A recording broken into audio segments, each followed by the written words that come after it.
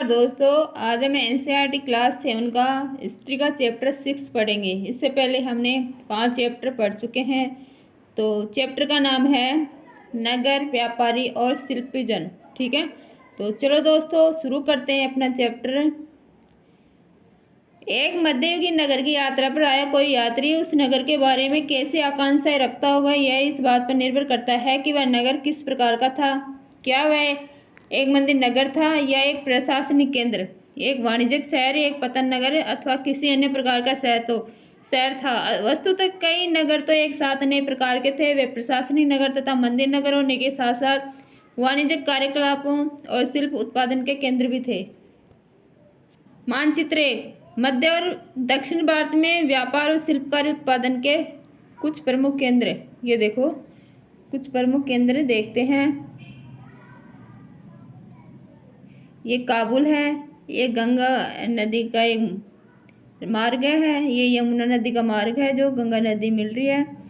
ये वृंदावन है, ये पुष्कर है, ये अजमेर है, ये अहमदाबाद है, ये सोमनाथ गुजरात वाला, ये सूरत, ये बम्बई, ये बरार, ये मुर्शिदाबाद, ये कलकत्ता, ये बंगाल की खाड़ी, ये अरब सागर, ये बीजापुर, ये बीदर, ये गोलकुंडा, ये कृष्णा नदी, ये मछलीपट्टनम, ये हम्पी। इमेज बना लो, जिससे जब भी चैप्टर में नाम आए तो आप एक इमेजिनेशन से पढ़ना ताकि आपको समझ में आए। कमालपुरम, स्वामीमलाई, तिरुपति, मद्रास, महाबलीपुरम, कांचीपुरम, तिरुवनमलाई, उरेयूर, तंजावुर, ये कावेरी नदी, ये मदुरई, ये लक्षद्वीप है। ये हिंद महासागर, ये श्रीलंका, अंडमान निकोबार द्वीप समूह है। ठीक है, चलो प्रशासनिक केंद्र। अध्याय 2 में आपने चोल वंश के बारे में पढ़ा। आइए हम अपनी कल्पना के घोड़े पर सवार होकर चोल राजाओं की राजधानी तंजावुर, जैसा कि वह 1000 वर्ष पहले था, की यात्रा पर चले। वर्ष में 12 महीनों वाली बहने वाली कावेरी नदी सुंदर नगर के पास बहती है। राजा राज चोल द्वारा निर्मित राजेश्वर मंदिर की घंटियां बजती हुई सुनाई देती है। लोग नगर के वास्तुकार कुंजर मल्लन राज पेरुथच्चन की वास्तुकला की प्रशंसा करते हुए नहीं थकते। हमें वास्तुकार का नाम इसलिए पता है कि उसने गर्व से अपने नाम को मंदिर की दीवार पर उत्कीर्ण किया। मंदिर के भीतर एक विशाल शिवलिंग स्थापित है। इस मंदिर के अलावा नगर में अनेक राजमहल है जिनमें कई मंडप बने हुए हैं। राजा लोग इन मंडपों में अपना दरबार लगाते हैं। यहीं से वे अपने अधीनस्थों के लिए आदेश जारी करते हैं। नगर में सैन्य शिविर भी बने हैं। नगर उन बाजारों की हलचल से भरा हुआ है जहां अनाज, मसालों, कपड़ों, आभूषणों की बिक्री हो रही है।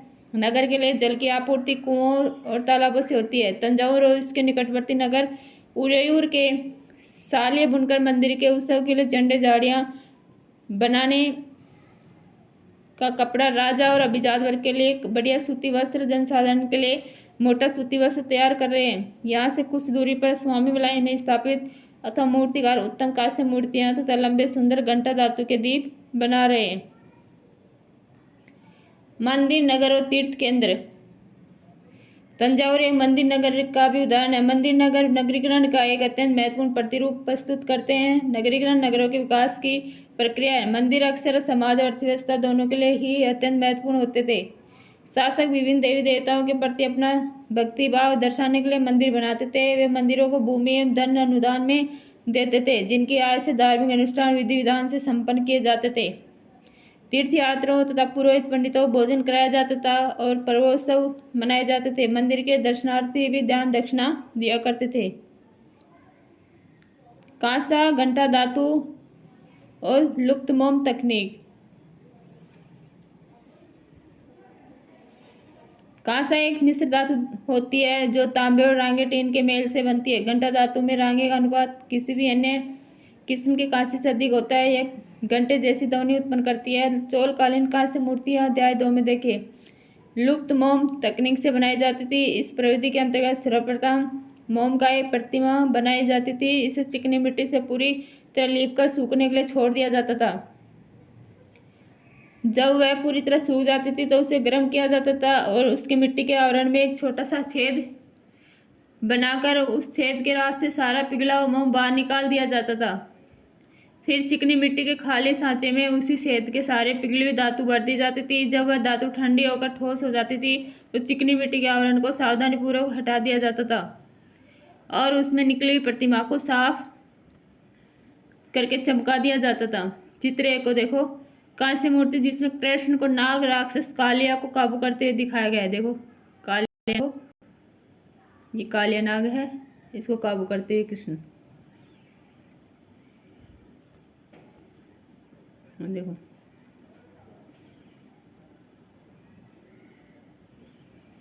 मंदिर के कर्ता दर्ता मंदिर के धन को व्यापार एवं साहूकार में लगाते थे। श्रेष्ठ समय के साथ साथ बड़ी संख्या में पुरोहित, पुजारी, कामगार, शिल्पी, व्यापारी आदि मंदिर तथा उसके दर्शनार्थियों, तीर्थयात्रियों की आवश्यकता को पूरा करने के लिए मंदिर के आसपास बसते गए। इस प्रकार मंदिर नगरों का विकास हुआ। इसी रीति से मंदिरों के चारों ओर अनेक नगरों का आविर्भाव हुआ, जैसे मध्य प्रदेश में बिलस्वामिन, बिलसा या विदिशा और गुजरात में सोमनाथ। कुछ अन्य महत्वपूर्ण मंदिर नगर तमिलनाडु में कांचीपुरम और तथा मदुरई और आंध्र प्रदेश में तिरुपति। तीर्थ स्थल भी धीरे धीरे नगरों के रूप में विकसित हो गए। वृंदावन उत्तर प्रदेश, तिरुवन्नमलाई तमिलनाडु ऐसे नगरों के दो उदाहरण। अजमेर राजस्थान 12वीं शताब्दी में चौहान राजाओं की राजधानी था और आगे चलकर मुगलों के शासन में वह सूबा मुख्यालय बन गया। यह नगर धार्मिक सहस्तित्व का एक उत्कृष्ट उदाहरण प्रस्तुत करता है। सुप्रसिद्ध सूफी संत ख्वाजामुद्दीन चिश्ती अध्याय 8 में देखेंगे, यहाँ 12वीं शताब्दी में बस गए थे और उनके दर्शनार्थी श्रद्धालु सभी पंथों मतों के हुआ करते थे। अजमेर के पास पुष्कर सरोवर है जहाँ प्राचीन काल से तीर्थयात्री आते रहते हैं। छोटे नगरों का संजाल। 8वीं शताब्दी से ही उपमहाद्वीप में अनेक छोटे छोटे नगरों का संजाल सा बिछने लगा था। संभवतः उनका प्रादुर्भाव बड़े बड़े गांवों से होता था। उनमें आमतौर पर एक मंडपिका, बाद में जिसे मंडी कहा जाने लगा, होती थी जहाँ आसपास के गांव अपनी उपज बेचने के लिए लाते थे। उनमें ऐसी गलियां थी जहाँ दुकानें एवं बाजार थे, जिन्हें हाट बाद में हाट कहा जाता था। इसके अलावा भिन्न भिन्न प्रकार के कारीगरों, शिल्पियों जैसे कुम्हारों, तेलियों, शक्कर बनाने वालों, ताड़ी बनाने वालों, सुनार, लोहारों, पत्थर तोड़ने वालों आदि के अलग अलग बाजार होते थे। कुछ व्यापारी तो नगर में स्थायी रूप से बसकर अपना कारोबार करते थे, जबकि कुछ अन्य व्यापारी नगर निगम घूमकर क्रय विक्रय क्या करते थे। आसपास और दूर दराज के व्यापारी नगरों के में स्थानीय उपज खरीदने और दूरवर्ती स्थानों में उत्पाद जैसे घोड़े, नमक, कपूर, केसर, पान, सुपारी और काली मिर्च जैसे मसाले बेचने के लिए आते थे। चित्र 2, नगर का एक बाजार। ये देखो, आमतौर पर कोई सामंत यानी परवर्ती काल का जमींदार इन नगरों में या उनके आसपास किलेबंदी कर महल बना लेता था। ऐसे सामंत व्यापारियों, शिल्पकारों तथा उनके व्यापार की वस्तुओं पर कर लगाते थे और कभी कभी इन करों के संग्रहण का अधिकार उन्हें स्थानीय मंदिरों को प्रदान कर देते थे, जिनका निर्माण स्वयं उनके द्वारा या धनाढ़ व्यापारियों द्वारा कराया गया होता था। ऐसे अधिकारों का उल्लेख अभिलेखों में किया गया है जो आज भी पाए जाते हैं। चित्र 3 देखो, लकड़ी का नक्काशी करता हुआ एक कारीगर। ये देखो, बाजारों पर कर। यह राजस्थान से प्राप्त है 10वीं शताब्दी के अभिलेख का सारांश है, जिसमें वे शुल्क दिए गए जो मंदिर प्राधिकारी द्वारा वस्तु के रूप में वसूल किए जा सकते हैं। शक्कर और गुड़, रंग, धागा, रुई, नारियल, नमक, सुपारी, मक्खन, तिल, तेल और कपड़े पर कर लगाए जाते थे। इसके अलावा व्यापारियों पर धातु की चीजें बेचने वाले आश्वकों, तेल, पशु चारे, अनाज के बोरों पर भी कर लगाए जाते थे। इनमें से कुछ कर तो वस्तु रूप में और कुछ अन्य नगद रूप में भी वसूले जाते थे। बड़े और छोटे व्यापारी कई प्रकार के हुआ करते थे। उनमें बंजारे लोग देखिए अध्याय 7 भी शामिल थे। कई व्यापारी, विशेष रूप से घोड़े व्यापारी, अपने संघ बनाते थे, जिनका एक मुखिया होता था और वह मुखिया उनकी ओर से घोड़े खरीदने के इच्छुक योद्धाओं से बातचीत करता था। चूंकि व्यापारियों को अनेक राज्यों तथा जंगलों से होकर गुजरना पड़ता था, इसलिए वे आमतौर पर काफिले बनवाकर एक साथ यात्रा करते थे और अपने हितों की रक्षा के लिए व्यापार संघ गिल्ड बनाते थे। दक्षिण भारत 8वीं शताब्दी और परवर्ती काल में अनेक ऐसे संघ थे। उनमें सबसे प्रसिद्ध मणिग्रामम और नानादेशी। कौन? मणिग्रामम और नानादेशी। ये व्यापार संघ प्रायद्वीप के भीतर और दक्षिण पूर्व एशिया तथा चीन के साथ भी दूर दूर तक व्यापार करते थे। इनके अलावा चेटियार और मारवाड़ी, ओसवाल जैसे समुदाय भी थे, जो आगे चलकर देश के प्रधान व्यापारी समूह बन गए। गुजराती व्यापारियों में हिंदू, बनिया और मुस्लिम बोहरा दोनों समुदाय शामिल थे। वे दूर दूर तक लाल सागर के बंदरगाहों, फारस की खाड़ी, पूर्वी अफ्रीका, दक्षिण पूर्व एशिया तथा चीन से व्यापार करते थे। वे इन पतनों में कपड़े और मसाले बेचते थे, बदले में अफ्रीका से सोना और हाथीदांत एवं दक्षिण पूर्वी एशिया और चीन से मसाले, टीन, मिट्टी के नीले बर्तन, चांदी लाते थे। पश्चिम तट के नगरों में अरबी, फारसी, चीनी, यहूदी और सीरियाई ईसाई बस गए थे। लाल सागर के बंदरगाहों में बेचे जाने वाले भारतीय मसाले और कपड़े इतालवी व्यापारियों द्वारा खरीदे जाते थे और वहां से वे उन्हें आगे यूरोपीय बाजारों में पहुंचाते थे। उनसे व्यापार में बहुत बड़ा लाभ होता था। उष्णकटिबंधीय जलवायु में उगाए जाने वाले मसाले, काली मिर्च, दालचीनी, जायफल, सौंठ आदि यूरोपीय व्यंजनों के अंग बन गए थे और भारतीय सूती कपड़ा बहुत लुभावना होता था। ये चीजें ही यूरोपीय व्यापारियों को भारत तक खींच लाई। समय के साथ साथ व्यापार और नगरों का रूप किस प्रकार बदला, इसके बारे में हम शीघ्र आगे पढ़ेंगे। काबुल अपने पहाड़ी और विषम भूदर्शक के साथ 16वीं शताब्दी से राजनीति और वाणिज्य दृष्टि से महत्वपूर्ण बन गया। काबुल और कंधार सुप्रसिद्ध रेशम मार्ग से जुड़े हुए थे। साथ ही घोड़ों का व्यापार भी मुख्य रूप से इसी मार्ग से होता था। 17वीं शताब्दी में हीरो के एक सौदागर जो बेपटिस्टे ट्रेवेलर ने अनुमान लगाया था कि काबुल में घोड़ों का व्यापार प्रतिवर्ष 30,000 रुपये का होता था, जो उन दिनों में एक बड़ी रकम समझी जाती थी। काबुल से मेवे, खजूर, गलीचे, रेशमी कपड़े और ताजे फल ऊँटों पर लाद कर लाए जाते थे और उपमहाद्वीप तथा अन्य भागों में बेचे जाते थे। इनके अलावा गुलाम भी बिक्री के लिए लाए जाते थे। नगरों में शिल्प। बिदर के शिल्पकार, कहाँ के? बिदर।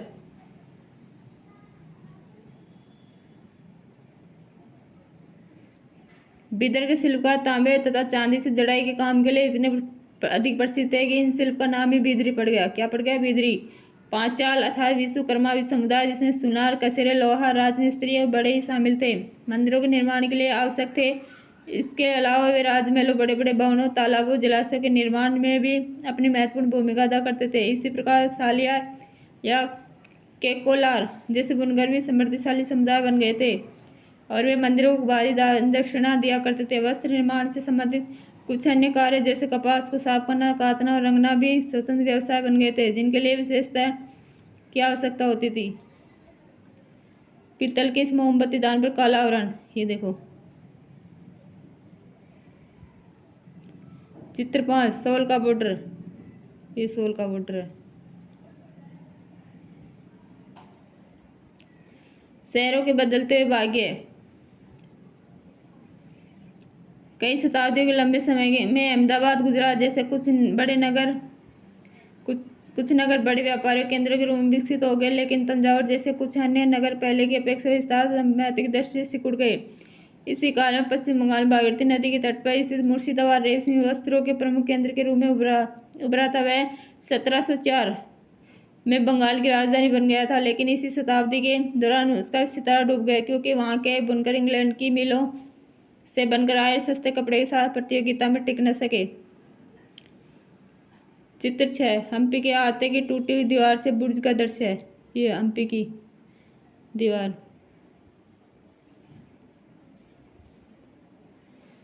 हम्पी की वास्तुकला का सौंदर्य।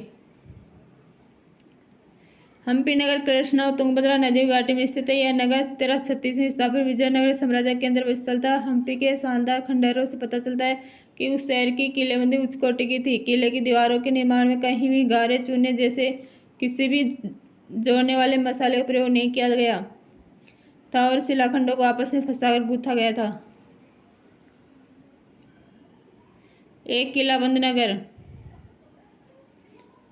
एक पुर्तगाली यात्री डोमिंगो पेज ने 16वीं शताब्दी हम्पी नगर का वर्णन इस प्रकार किया। गोवा से आने वाले लोग जिस प्रवेश द्वार से गुजरते हैं, उस द्वार के भीतर राजा ने एक अत्यंत सुदृढ़ प्राचीरबद्ध नगर बसा रखा है, जो दीवारों और बुर्जों से सुरक्षित है। ये दीवारें अन्य नगरों की दीवारों जैसे नहीं है, बल्कि बहुत मजबूत राजगिरी का ऐसा नमूना है जो अन्य भागों में बहुत कम देखने को मिलेगा। उसके भीतर उसी रीति से बनाए गए भवनों की अत्यंत सुंदर कतारें, जिनकी छतें सपाट चपटी हैं। अपने शासनकाल में अपने शासनकाल में विजयनगर के शासकों ने जलाशय नहरों के निर्माण में काफी रुचि ली। मालदेवी नदी के ऊपर 1.37 किलोमीटर लंबे मिट्टी के बांध वाले अनंतराल सागर जलाशय का निर्माण हुआ। कृष्णदेवराय ने दो पहाड़ियों के बीच एक विशाल प्रस्तर बांध का निर्माण विजयनगर के निकट एक विशाल झील के निर्माण के लिए किया, जहां से जल को जल सेतु और नहरों द्वारा बगीचों और खेतों तक सिंचाई के लिए पहुंचाया जाता था। चित्र 7, हम्पी के विठल मंदिर का पत्थर का बना रथ। ये देखो, विठल मंदिर पत्थर का बना हुआ है।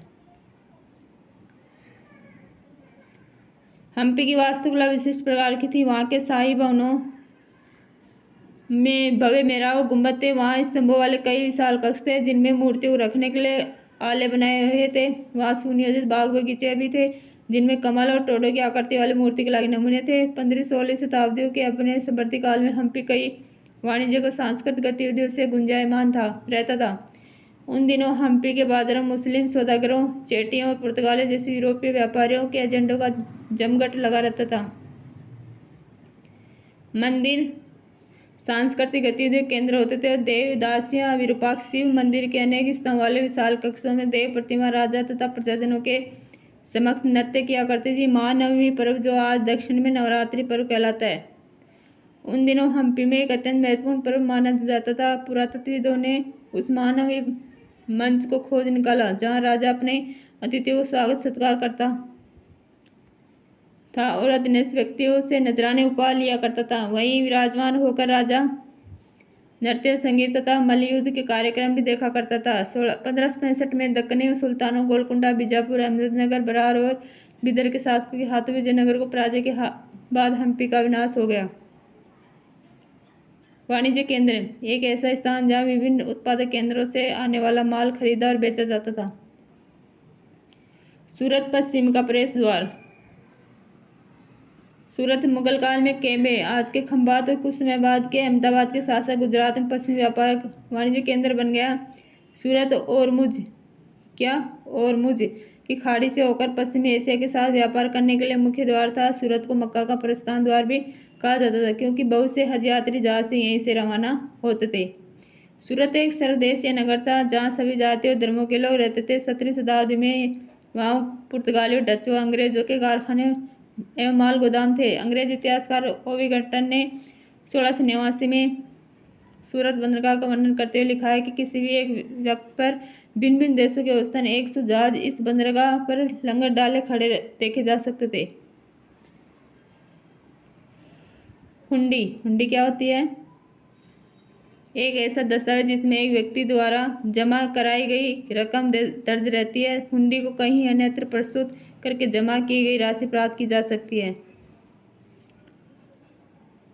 सूरत में ऐसी अनेक दुकानें थीं जो सूती कपड़ा थोक फूटकर कीमतों पर बेची जाती थी। सूरत के वस्त्र अपने सुनहरे गोटा किनारे जारी के लिए प्रसिद्ध थे। उनके लिए पश्चिम एशिया, अफ्रीका और यूरोप में बाजार उपलब्ध थे। राज्य ने विश्व के सभी भागों से नगर में आने वाले लोगों की आवश्यकता को पूरा करने के लिए अनेक विश्राम गृह बना रखे थे। वहाँ भवन और असंख्य मनोरंजन स्थल थे। सूरत में काठियावाड़ी सेठों तथा महाजनों की बड़ी बड़ी साहूकारी कंपनियां थीं। उल्लेखनीय है कि सूरत से जारी की गई हुंडियों को दूर दूर तक मिस्र में काहिरा, इराक में बसरा, बेल्जियम में एंटवर्पे के बाजारों में मान्यता प्राप्त थी। किंतु 17वीं शताब्दी के अंतिम वर्षों सूरत का भी अधःपतन प्रारंभ हो गया। इसके कई कारण थे। मुगल साम्राज्य पतन के कारण बाजारों तथा उत्पादकता की हानि, पुर्तगालियों द्वारा समुद्री मार्गों पर नियंत्रण, बम्बई वर्तमान मुंबई से प्रतिष्ठित था, जहाँ 1668 में अंग्रेजी ईस्ट इंडिया कंपनी ने अपना मुख्यालय स्थापित कर लिया था। आज सूरत एक महत्वपूर्ण वाणिज्य केंद्र है। जोखिम भरा दौर, मछलीपट्टनम के लिए एक चुनौती। मछलीपट्टनम या मछलीपट्टनम नगर कृष्णा नदी के डेल्टा पर स्थित है। 17वीं शताब्दी में यह भिन्न भिन्न प्रकार की गतिविधियों का नगर था। हॉलैंड और इंग्लैंड दोनों देशों की ईस्ट इंडिया कंपनियों ने मछलीपट्टनम पर नियंत्रण प्राप्त करने का प्रयत्न किया, क्योंकि तब तक वह आंध्र तट का सबसे महत्वपूर्ण पतन बन गया था। मछलीपट्टनम का किला हॉलैंड वासियों ने बनवाया था। मछुआरे का एक गरीब नगर, ये गुमास्ता क्या है? यूरोपीय ट्रेडिंग कंपनी की व्यापारिक गतिविधियों के प्रभावी अधिकारी। अंग्रेजी ईस्ट इंडिया कंपनी के एक गुमास्ते विलियम मैथवर्ड ने 1620 ईस्वी में शब्दमुसलीपट्टनम का वर्णन इस प्रकार किया। ये गोलकुंडा का मुख्य पतन है, जहाँ परम पूज्य ईस्ट इंडिया कंपनी अपना एजेंट रखती है। यह एक छोटा नगर है, पर घना बसा हुआ, बिना किसी चारदीवारी के और खराब तरीके से बनाया हुआ। न ही यह अच्छी जगह स्थित है। इसके सभी जल स्रोत खारे पानी के हैं। पहले यह एक गरीब मछुआरा नगर था। आगे चलकर यहाँ जहाज़ों के लिए लंगर डालने की सुविधा हो गई, जिससे व्यापारी लोग यहाँ रहने के लिए, और चूंकि हमारे तथा हॉलैंड के निवासी यहाँ इस तट पर आते जाते रहते हैं, यह उनके लिए निवास की व्यवस्था करता है। गोलकुंडा के कुतुबशाही शासकों ने कपड़ों, मसालों और अन्य चीज़ों की बिक्री पर शाही एकाधिकार लागू किया, जिससे कि वहाँ का व्यापार पूरी तरह ईस्ट इंडिया कंपनी के हाथों में न चला जाए। विभिन्न व्यापारी समूह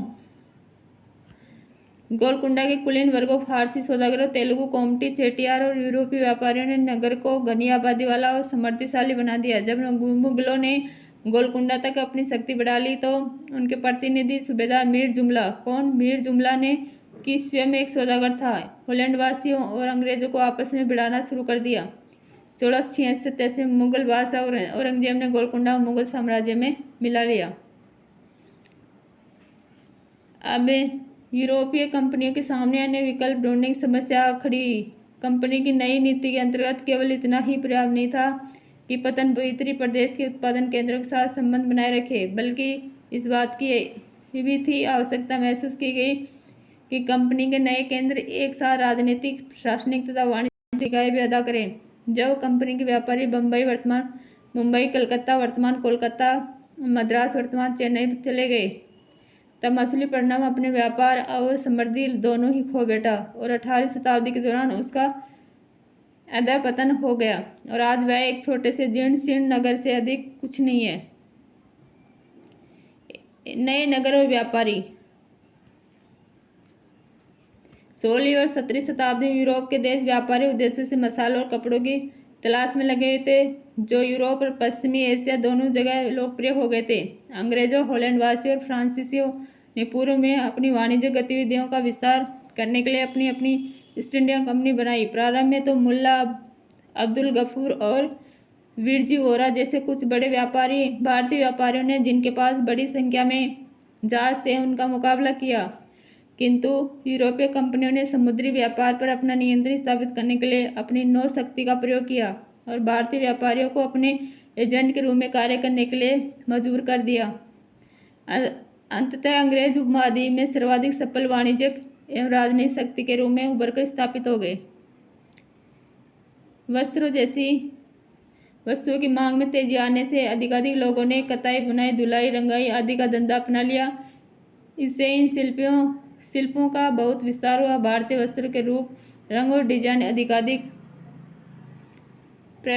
परिष्कृत होते गए, किंतु इस काल में शिल्पकारों की स्वतंत्रता घटने लगी। शिल्पी जन पेशगी की प्रणाली पर काम करने लगे, जिसका अर्थ यह था कि उन्होंने जिन यूरोपीय एजेंटों से पहले ही पेशगी ले ली थी, उन्हीं के लिए उन्हें कपड़ा बुनना होता था। अब बुनकरों को अपना कपड़ा या बुनाई के नमूने बेचने की स्वतंत्रता नहीं थी। उन्हें तो कंपनी के एजेंटों द्वारा निर्धारित डिजाइन के कपड़े उन्हीं की मांग के अनुसार बनाने पड़ते थे। 18वीं शताब्दी में बम्बई, कलकत्ता, मद्रास नगरों का उदय हुआ, जो आज प्रमुख महानगर है। शिल्पी और वाणिज्य के बड़े बड़े परिवर्तन आए, जब बुनकर जैसी कारीगर तथा सौदागर यूरोपीय कंपनियों द्वारा इन नए नगरों में स्थापित ब्लैक टाउन्स में स्थानांतरित हो गए। ब्लैक यानी देसी व्यापारियों और शिल्पकारों को इन ब्लैक टाउन्स में सीमित कर दिया गया, जबकि गोरे शासकों ने मद्रास में फोर्ट सेंट जॉर्ज और कलकत्ता में फोर्ट सेंट विलियम की शानदार कोठियों में अपने आवास बनाए। 18वीं शताब्दी में शिल्पकलाओं तथा वाणिज्य की कहानी हम अगले वर्ष पढ़ेंगे। चित्राड़ प्रारंभिक 19वीं शताब्दी में बम्बई की एक सड़क, ये देखो बम्बई की सड़क। वास्को डी गामा और क्रिस्टोफर कोलंबस। 15वीं शताब्दी में यूरोपीय नाविकों द्वारा समुद्री मार्ग खोजने के अभूतपूर्व कार्य किए। उनमें से अनेक नाविक भारतीय उपमहाद्वीप तक पहुंचने, मार्ग खोजने और मसाले प्राप्त करने की इच्छा से प्रेरित थे। पुर्तगाली नाविक वास्को डी गामा अटलांटिक महासागर के साथ यात्रा करते हुए केप ऑफ गुड होप से निकलकर, जैसे ये अफ्रीका महाद्वीप है, ठीक है, तो ये अटलांटिक महासागर, ये हिंद महासागर, ये अपना इंडिया, ठीक है, तो ये यहाँ से ऐसे होते हुए आया, ये है केप ऑफ गुड्स, मतलब साउथ अफ्रीका के साउथ में यहाँ है, यहाँ से होते हुए ये इंडिया पहुँचा कालीकट बंदरगाह पर, ठीक है। महासागर को पार करते हुए भारत पहुंचा। उसे अपनी पहली यात्रा पूरा करने में 1 वर्ष से भी अधिक समय लगा। वह 1498 में कालीकट पहुंचा और अगले वर्ष पुर्तगाल की राजधानी लिस्बन लौट गया। इस समुद्री यात्रा के दौरान उसके 4 में से 2 जहाज नष्ट हो गए और 170 यात्रियों में से 54 जीवित बचे। इन प्रत्यक्ष खतरों के बावजूद जो मार्ग खोले या खोजे गए वे अत्यंत लाभकारी सिद्ध हुए। उसके बाद तो अंग्रेज, होलैंडवासी और फ्रांसीसी नाविकों ने भी इसका अनुकरण करना प्रारंभ कर दिया।